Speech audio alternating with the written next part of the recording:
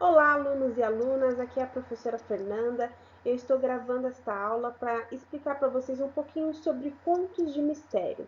Essa é uma aula para alunos do quinto ano e encontra-se na temática de língua portuguesa e literatura. Para vocês estudarem melhor e fazerem as atividades, vocês vão precisar do livro do Ler e Escrever na página 200.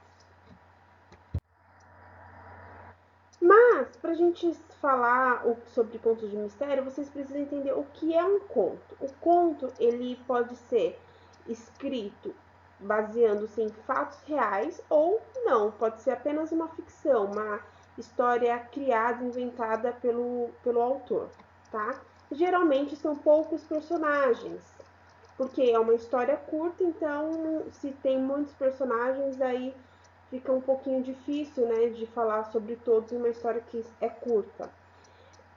Os contos, eles começaram com uma tradição oral.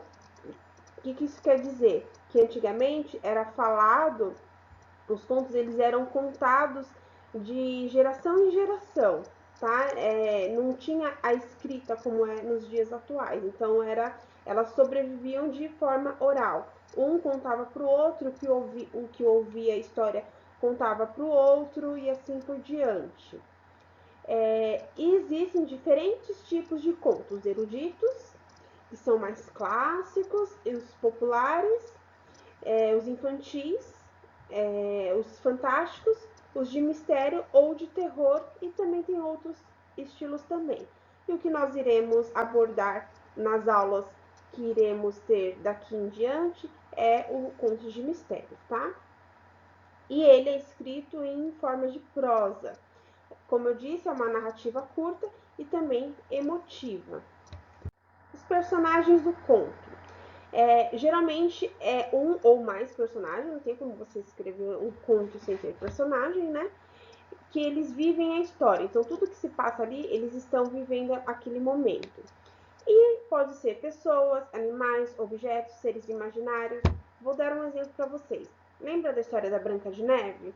Então, ele tem pessoas que são os anões, a própria Branca de Neve, a bruxa, a princesa, mas ele também tem animais. Aqueles animais que ajudam ela a limpar a casa, os animais que ficam com ela na floresta, quando ela se vê ali sozinha. Objeto, por exemplo, nós temos a fada madrinha da Branca de Neve, não, desculpa. A fada madrinha da Cinderela. Ela tem o quê? Uma varinha. Então, isso é um objeto que faz parte da história. Sem aquela varinha, a história seria diferente. Nós temos a abóbora que se transforma em uma linda carruagem. Se transforma não, né? A fada madrinha transforma a abóbora em uma linda carruagem. Então, é um objeto que faz parte da história. Que ele, sem aquela carruagem, a história da Cinderela seria totalmente diferente. O sapatinho, então, tudo isso são objetos que fazem, integram e tornam a história diferente, tá? Seres imaginários, nós podemos pensar aí num lobisomem, um vampiro. Existe lobisomem, vampiro? Não. São seres o quê? Imaginários. Alguém criou esse ser. Ou pode ser um ser, de repente eu vou escrever uma história e eu invente um ser, né? Alguma coisa que está ali na minha cabeça, eu descrevo e digo, esse personagem tal, e aí é um ser imaginário que eu criei, não necessariamente algum que já exista e que seja conhecido, exista não, né? Que seja conhecido como um lobisomem, um vampiro, tudo bem? Estrutura. Para escrever qualquer texto, seja ele um conto ou não, ele precisa ter uma estrutura. E aí, a forma como essa estrutura acontece ou ela se dá vai depender muito do tipo de texto que você vai escrever. Uma poesia, um poema é totalmente diferente de uma estrutura de um conto, tudo bem? No conto nós temos a introdução e nessa introdução acontece o que ali? A apresentação dos personagens e também do ambiente. Onde essa história está se passando? No caso de um conto de terror, é uma casa mal assombrada? Ou no caso de um conto da Branca de Neve, se passa no castelo, depois no meio da floresta? Ou No caso aí da Cinderela, por exemplo, se passa na casa ali da Cinderela, né? E depois disso, nós temos o desenvolvimento da história, que é como acontecem os fatos. Então, como que um personagem tal chegou ali naquela casa mal assombrada. Ele entrou na casa, ele só ficou do lado de fora, né? Ou, por exemplo, nós temos aí, vou falar de novo da Branca de Neve. A Branca de Neve, como que ela chega até a floresta? Né? Ela vai lá passear junto, acompanhada do caçador, e aí ela acaba ficando ali sozinha, porque o caçador se nega a fazer aquilo que a bruxa pediu, né? Então, ele vai, essa parte do desenvolvimento, ele vai contando como que as coisas estão acontecendo. E o clímax é a situação de mistério, ela é resolvida. Então, no caso aí, vamos lá, vamos pensar, é um ataque de vampiros. Como que poderia se resolver? Como que essa situação, esse clímax, poderia fazer com que o personagem, o herói da história, acabasse com aquela leva de vampiros. Então, tudo isso vai depender o quê? De como que a introdução e os fatos foram acontecendo para que a história seja resolvida. E o que nós podemos exemplificar para vocês é que a introdução é o começo da história, o desenvolvimento é o meio da história e o clímax seria o fim de como que todas as coisas aconteceram, tá? Narrador. Narrador, toda história tem um narrador. E o que é o narrador? É a voz que conta a narrativa. E existem 3 tipos de narrador. O narrador personagem, que é um dos personagens que participa da história e também narra. Um exemplo que eu lembrei aqui é a história, para quem assistiu o filme, Enrolados. Quem ali começa contando a história da Rapunzel é o príncipe, né? Que em português é chamado de José. Ele, além de contar a história, ele também participa, porque ele é o príncipe contando a história da Rapunzel. Narrador observador. Ele não participa da história, é uma voz que conta o que acontece e não sabe o que aconteceu no passado e nem sabe o que os personagens pensam. Então, aquele narrador, esse tipo de narrador, ele só está olhando e contando aquilo que ele está vendo. O que aconteceu antes da história, ele não sabe. O que os personagens estão pensando, ele também não sabe. Por isso que ele é chamado de narrador observador. Eu diria que uma grande parte das histórias utiliza-se do narrador observador. E temos um terceiro tipo de narrador, que é o narrador onisciente. Ele também não participa da história, mas ele sabe tudo o que acontece no universo da história, o passado e o pensamento também.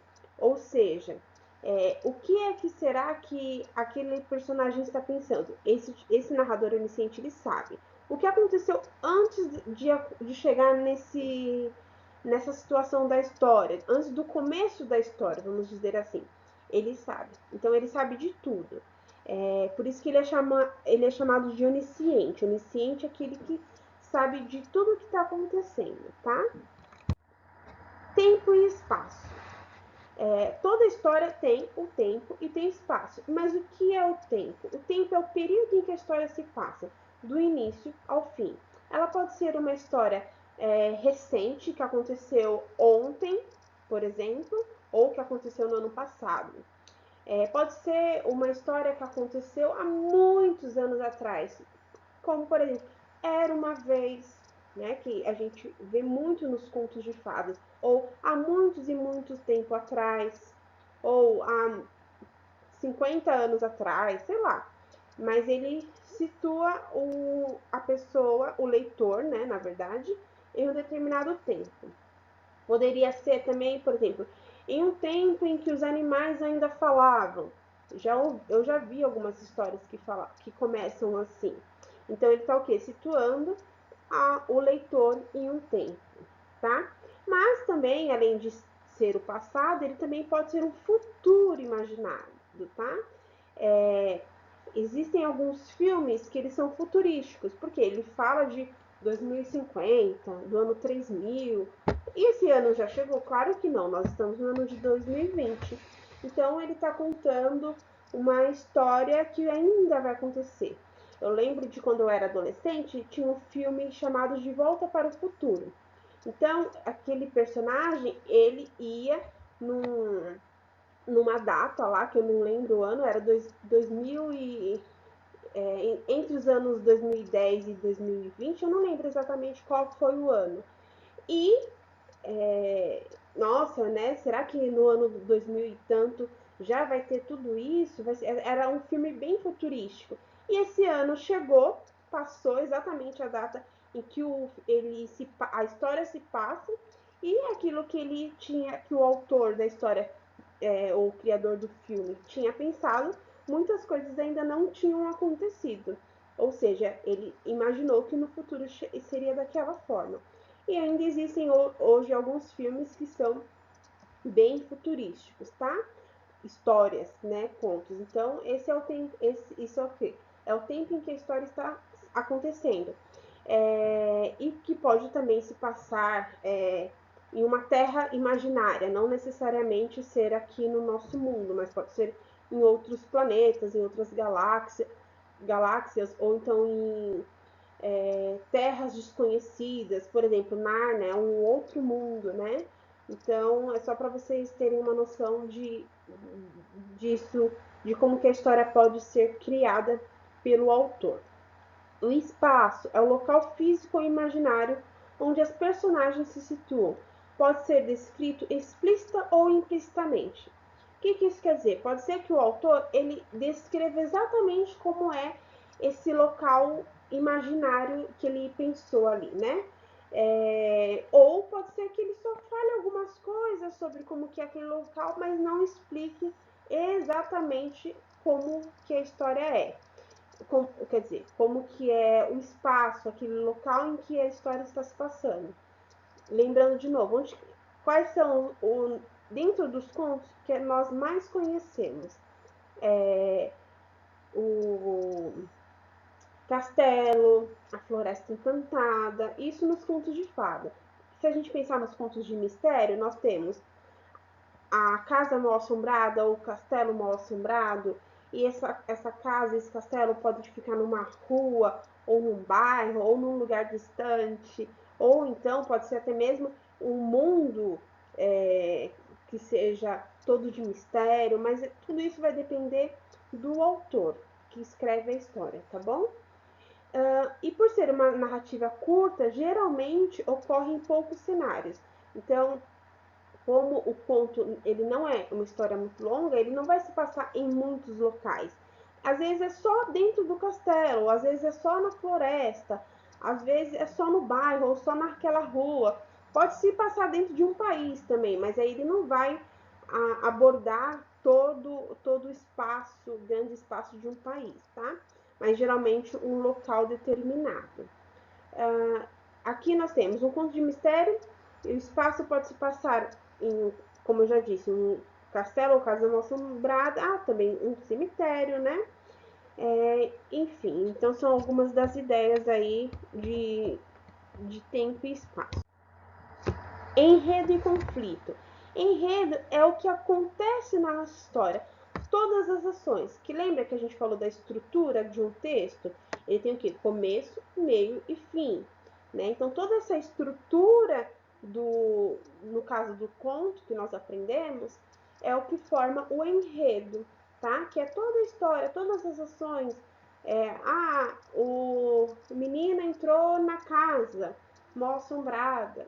Lá dentro ele viu um fantasma. Então, isso faz parte do enredo da história. O conflito é uma situação gerada por uma ou por mais situações iniciais. Assim, outras ações são tomadas para resolver o problema. Então, o que é um conflito? Por exemplo, o menino entrou na casa mal assombrada e lá ele viu um fantasma, ele ficou assustado. E isso aí são o quê? São situações que estão começando a acontecer dentro da história, e aí algumas ações vão ser tomadas. Esse menino saiu correndo, e avisou os colegas dele que resolveram formar uma equipe e entrar na casa. Este é um exemplo, né, de uma história assim, pensando bem bruscamente. Então, para toda ação, toda situação que acontece, outras ações vão acontecer para resolver este determinado problema ou resolver uma situação. As ações, elas formam o enredo e ela deixa o começo diferente. Muitas vezes a gente começa a ler uma história e nós pensamos assim, vai acontecer isso no final. Só que quando chegar lá no final, você vê que o que você tinha lido no início não era bem aquilo que você estava pensando. Então, por isso que a gente precisa ler e sempre tentar interpretar o que a história está dizendo. Porque muitas vezes o que vai acontecendo no decorrer da história transforma totalmente aquele início de história, tá? E a forma como isso vai acontecer sempre vai depender do autor, tudo bem? O que é o conto de mistério? Nós falamos bastante sobre contos, eu fui falando um pouquinho sobre os contos de mistério, mas vamos tentar entender um pouquinho mais o que é isso. O conto de mistério ele é um gênero moderno. O que isso quer dizer?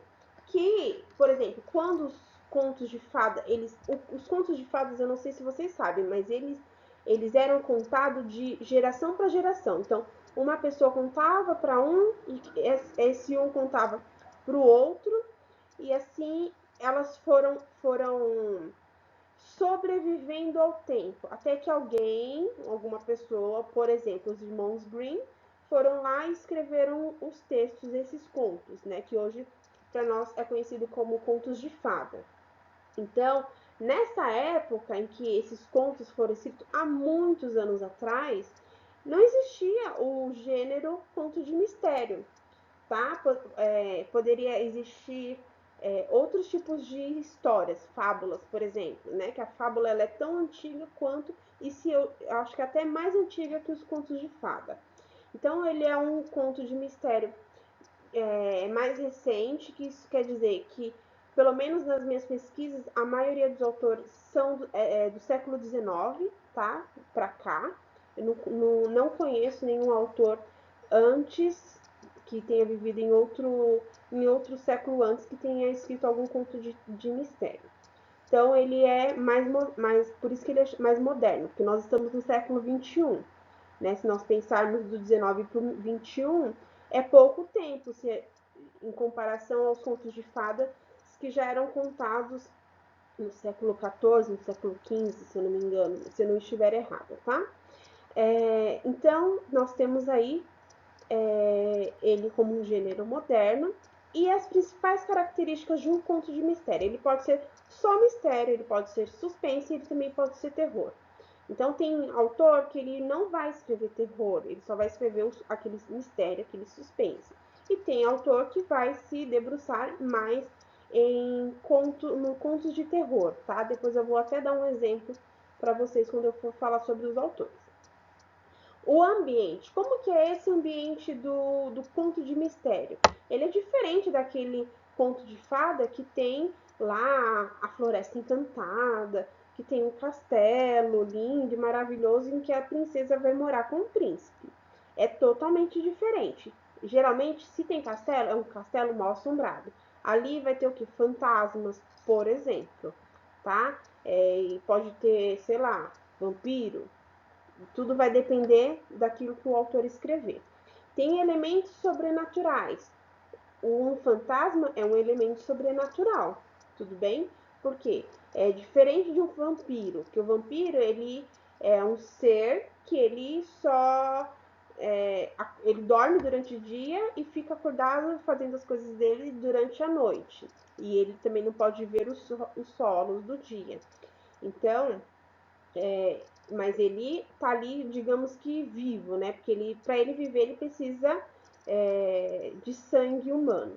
Mas o fantasma não, ele não precisa de nada para sobreviver, porque ele é alguém que morreu e que ficou ali a alma dele que se tornou um fantasma, tá bom?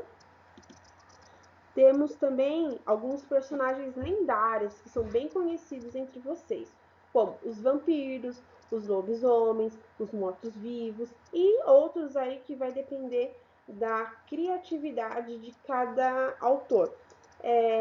Tem um personagem que agora eu não lembro o nome, mas se depois eu lembrar, eu vou falar para vocês. Ele acabou se tornando um personagem lendário, mas é um personagem que foi criado também, tá? Que é o Frankenstein, tá? Ele acabou se tornando meio que lendário, mas é um personagem que foi criado. É um cientista maluco, um médico, que criou o Frankenstein, depende de como cada um fala, em um laboratório. Ele se tornou, como eu disse, ele se tornou lendário, mas ele é um desses que nós podemos falar de criação, né? De que alguém criou um ser desses, tá? Linguagem descritiva e com muitos adjetivos. Então, por ele ser um ambiente sombrio, para você pensar como que é o castelo mal assombrado, por exemplo, ou a casa mal assombrada. Tem uma mesa enorme, cheia de coisas, mas naquela mesa se tem ratos, tem baratas. Um exemplo, tem que o quê? Tem que descrever. O fantasma, ele é muito assustador. As pessoas, né, quem entra no castelo fica com muito medo. O vampiro, ele usa uma capa preta, ele tem dentes afiados, é, as unhas dele são grandes, escuras, a roupa dele é toda escura. Então, o que ele está fazendo? Ele é muito assustador. Então, tudo isso é o que? Nós estamos descrevendo e também colocando adjetivos, tá? Ser assustador ou ser feio, ter unhas grandes. Então, tudo isso faz o quê? Com que a gente imagine como que é aquele ser ou como que é aquele local. Por isso que o conto de mistério ele envolve bem o leitor na trama, porque o leitor, para ele entender, ele viver esse conto de mistério, ele tem que visualizar na sua mente as coisas que estão acontecendo ali naquelas cenas. E o conto de mistério, diferente de um conto de fada que diz e viveram felizes para sempre, no conto de mistério não é assim. Pode ser que acabe tudo bem, mas geralmente ele não tem um final feliz e acontece alguma tragédia, ou enfim, né? E tudo vai depender da história, tá? Mas geralmente ele não tem um final feliz. E nem teria como, porque é um conto de mistério. Eu coloquei aqui para vocês alguns autores no mundo e no Brasil. Coloquei até ali uma bolinha, se vocês verem, representando o mundo. Aqui embaixo não é o mapa do Brasil, tá, gente? É o mapa da América do Sul. Mas era o que mais se aproximava do Brasil, então por isso que eu deixei ele, tá bom? No mundo, nós temos o Edgar Allan Poe. As histórias do Edgar Allan Poe eu gosto bastante de trabalhar com vocês. Porque ele é um escritor já antigo, então até a escrita dele é um pouco diferente do que vocês estão acostumados, mas as histórias dele são muito legais, né? Ele é um clássico, eu diria que todos deveriam ler os textos de Edgar Allan Poe. Se vocês procurarem na internet, vocês vão ver vídeos e vão ter os textos também dele, que tem em vários blogs. Então, vale a pena vocês darem uma pesquisada. Eu coloquei, né? Eu não, né? Eu pedi, eu entreguei para coordenadora alguns textos do Edgar Allan Poe que estão no nosso blog e vocês podem procurar lá para ler, tá? Na parte de leituras, alguma coisa do tipo. Então vale muito a pena ler. Ele é do século XIX, tá? Ele viveu só 40 anos, o que é uma pena porque a obra dele é sensacional e vale muito a pena vocês lerem. Ele nasceu nos Estados Unidos. Temos o Stephen King, ele ainda está vivo, acho que vocês vão conhecer, vocês devem conhecer, que ele que escreveu o livro que depois virou filme, que é aquele It, a Coisa, né, que é aquele palhaço, a história daquele palhaço que é bem de terror, né? O Stephen King, ele parte bastante para a questão do terror. Já o Edgar Allan Poe não, ele é mais mistério e suspense. Stephen King é mais terror. Então, tem até uma editora chamada Darkside, que ela publica muitos livros, quer dizer, muitos não, todos os livros dessa editora é de contos de mistério e de terror. Todos os livros deles. É uma editora muito boa. Então, se um dia vocês tiverem a oportunidade de comprar algum livro de mistério e de terror, já fica a indicação para vocês aí, Darkside. Temos o autor Conan Doyle, que ele criou muitas histórias também, principalmente sobre investigação, tá? Então, dele tem um mistério, tem um suspense, mas ele é mais voltado para o investigativo, tá? E as histórias dele já são um pouco maiores do que Edgar Allan Poe. Tem muitos textos do Conan Doyle na internet, vocês conseguem achar para ler nos blogs, porém, já são histórias maiores, tá? Então, em relação a Edgar Allan Poe. Na verdade, Edgar Allan Poe tem histórias mais curtas, de 1-2 folhas, e tem histórias maiores, tá? Que tem um enredo um pouquinho maior. E tem o Lovecraft, que também é dos Estados Unidos. O Conan Doyle é da Inglaterra. No Brasil, nós temos bastante escritores. Aqui são só alguns escritores, tá? Não ia dar para eu colocar todos. Então, eu só coloquei aqueles que eu considero ser mais importantes. São, não mais importantes, né? Que todos são importantes, mas aqueles que a gente trabalha mais na escola. Com exceção de Stephen King, que eu quis colocar ele só para situarem vocês que muitos de vocês já viram o filme e a coisa, mas às vezes não sabem quem foi que escreveu o livro que depois virou um filme. No Brasil, nós temos o Marcos Rey, o João Carlos Marinho. Eu trabalho bastante o João Carlos Marinho, porque ele tem um livro que ele é bem voltado para a idade de vocês. Marcos Rey também, tá? A maioria dos escritores brasileiros, eles têm uma pegada bastante bem adolescente. Então, são histórias que dá para trabalhar bastante com vocês. Tem um livro do João Carlos Marinho que todo ano eu trabalho com os alunos, tá? Tem o Stanislau Ponte Preta, que na verdade esse nome é um pseudônimo do Sérgio Porto. O que é um pseudônimo? É quando uma pessoa publica uma obra, mas ela não quer se identificar com o seu nome verdadeiro. Aí ela ou ele usa um nome que é um pseudônimo, tá? Temos o Luiz Puntel, Marçal Aquino, Lúcia Machado de Almeida, Silvia Sintra Franco, Maria José Dupré e o Luiz Fernando Veríssimo. E são esses os autores do nosso país.